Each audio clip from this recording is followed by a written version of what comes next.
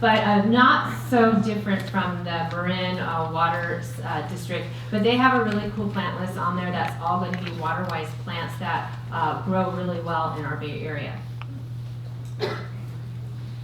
We want to plant with plants with similar water needs need to be planted together. So we're not going to plant the lavender next to maybe a lawn if you still have that lawn, or if we've got water or thirsty plants. I can't even think of any because I've been doing. Thank you. Yeah. So we don't want to plant plants that really like a lot of water next to plants that don't want a lot of water, because again, it's going to be a recipe for disaster. This picture here, so teaching people how to water is one of the hardest things for us as educators to translate. So because we don't see what's going on under the soil, right? We're just seeing what's going on the top of the soil. And we think we're doing a really good job, and I'm sure most of us really are. However, though I've been working as a professional gardener and educator for over 25 years, I still get stumped by some soil conditions, even though I think I know better. So a couple things I want to share is remember that roots are only going to go where water goes. So, so when we're watering shallowly, and a lot of times our irrigation systems are set up for when the plants were first planted and not set up for when the plants have grown and have become established. So when we water shallowly and just focusing water on the top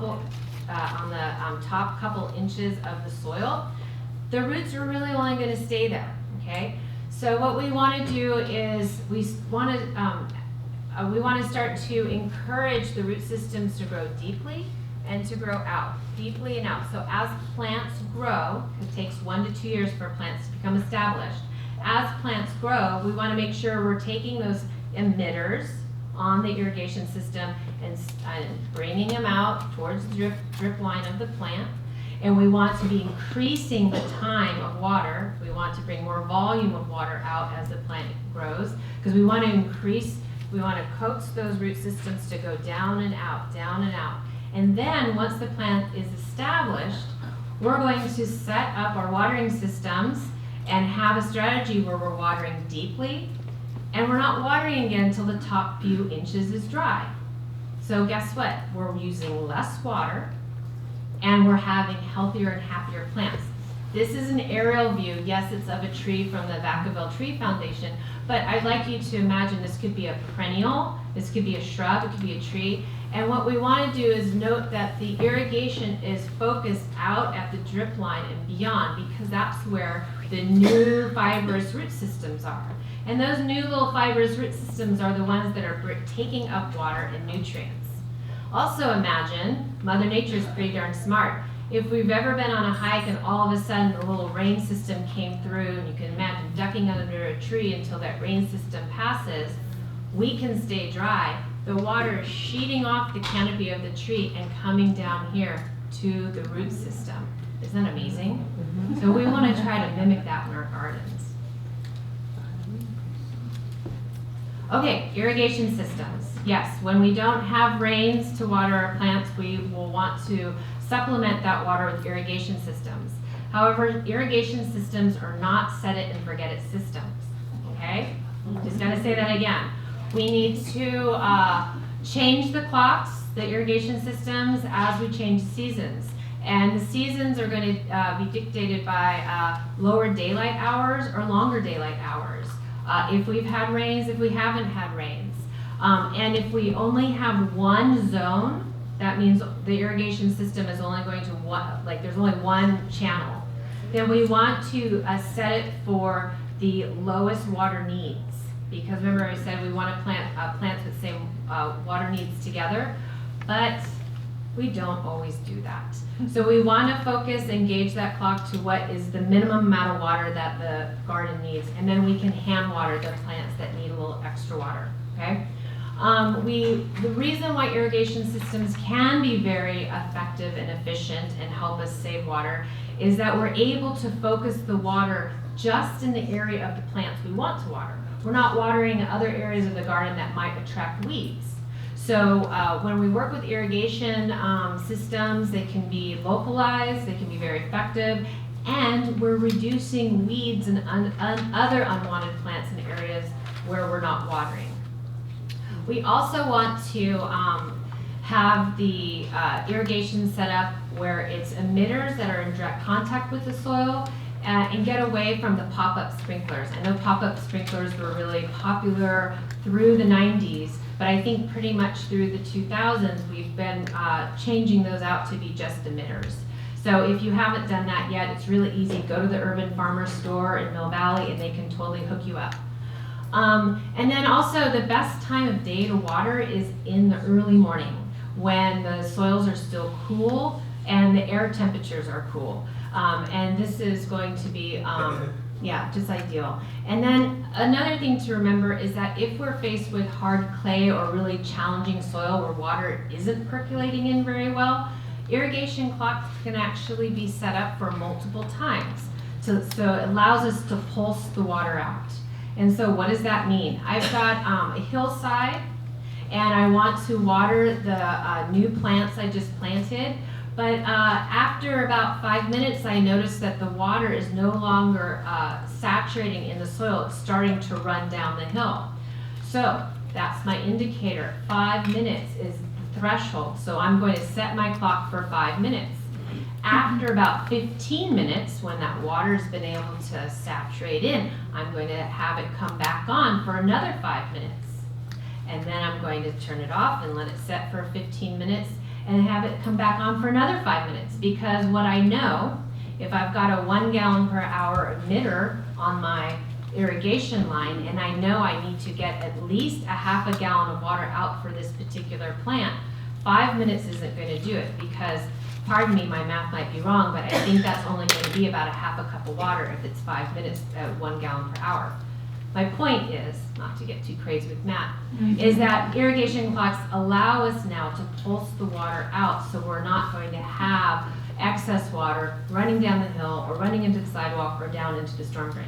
Isn't that cool? Mm-hmm. Something else I wanted to point out, if we have no idea what kind of soil we have, I encourage you to go home and just dig a hole that's about the size of a gallon, fill it up with water, and then time how fast it takes to drain. That's really going to help identify what's going on underneath. And if we have an irrigation system set up right now, and we have it set for, let's say, 3 times a week for 20 minutes, just because that's what the landscape gardener said, well, goes off on Monday morning at 6 a.m. for 20 minutes. Let's go outside and look around. Did that time really efficiently water everything that needed to get watered? Let's get our trowel, let's dig in, let's see how deep did that water get. Okay, it looked like it did a great job. It's supposed to come on again Wednesday at 6 a.m. Well, you don't have to get up at 5:30 in the morning to check, but maybe the night before. Let's look around. Is the soil dry? Does it really need to come on again? Maybe it's actually going to be set up for Monday and Thursday, twice a week. So investigate, check out what's going on so that we can actually be a little bit more effective with our gardening, or with our watering. Another part of cultural control is the sanitation. So we want to make sure that we're cleaning up the fallen fruit, any like apples that are left on the trees from the season before, let's get them into the green can and off-site unless we have really active hot compost systems. Let's get any tomatoes that were on the plants from the season before off site, because these are going to be vectors for yellow jackets, rats, mice, and such. And then, of course, fungal spores, black spot, rust, powdery mildew, peach leaf curl. We want to remove these leaves because when we're leaving them on site, even if they fall into the ground, if we happen to get rain or hand water, these spores can splash back up onto the plant. All right, that was cultural controls. That's a big category, increasing the health of our gardens. Now mechanical controls. These are actually the tools we use to prevent pest problems. So we can work with barriers such as bird netting to prevent the birds from eating our delicious peaches or cherries. We're going to work with gopher baskets to prevent gophers from eating the root systems, copper tape to prevent slugs and snails, deer fencing, screens in the window to prevent flying insects, row cover, things like that. Exclusion baskets. I call these things exclusion baskets. It's 1/4-inch hardware cloth on like 1x1 frames. I work with a lot of clients that grow food, and rats seem to be the #1 thing that likes to eat their food. So if we have exclusion baskets that lift up and are portable and move around, it kind of helps prevent some pests to take care of, to eat the food they want to eat. Sheet mulching is also an incredible barrier that also, as the cardboard starts to decompose, it adds organic matter to the soil, reduces weeds, increases the health. Working with traps, we've got all types of traps out there. If we haven't put our yellow jacket traps out yet, this is the time. The queens are emerging.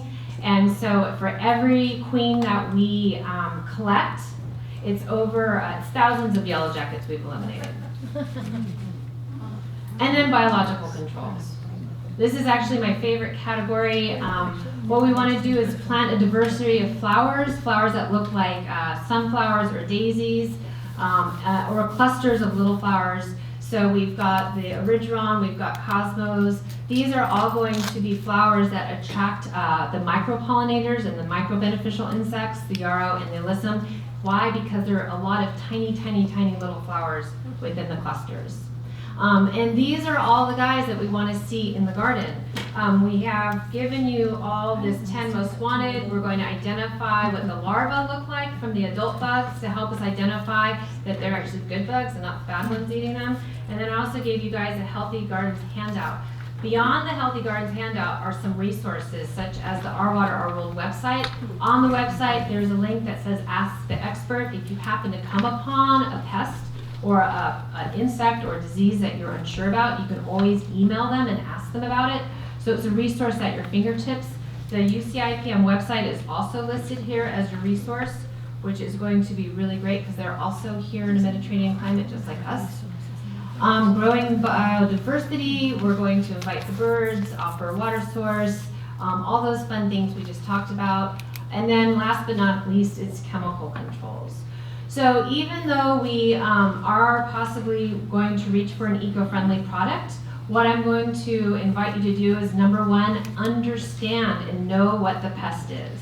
Because if we don't know what the pest is, we're not going to be able to resolve it or manage it with an eco-friendly pesticide.